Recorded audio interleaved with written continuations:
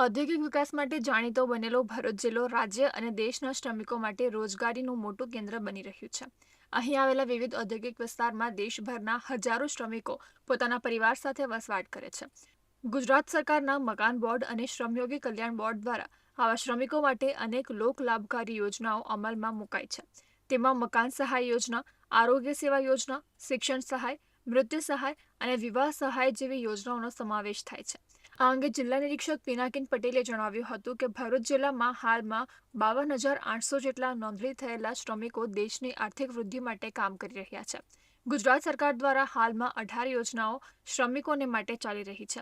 તેનો લાભ હાલમાં શ્રમિકો મેળવી રહ્યા છે. આજે વિશ્વ શ્રમિક દિવસે જિલ્લામાં વિવિધ ઔદ્યોગિક એકમોમાં શ્રમિકો માટે સન્માન સમારોહ, આરોગ્ય કેમ્પ અને માહિતી મેળા જેવા કાર્યક્રમોનું આયોજન કરવામાં આવ્યું હતું.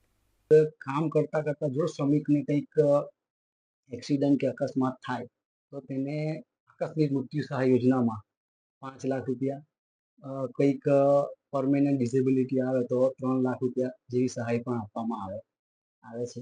ત્યારબાદ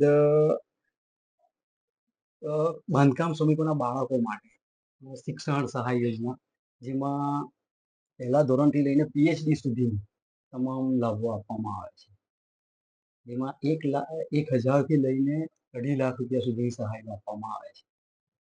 ત્યારબાદ બાંધકામ શ્રમિક કામ કરતા એમની પત્ની પ્રસૂતિ સહાય યોજના નો પણ લાભ આપવામાં આવે છે.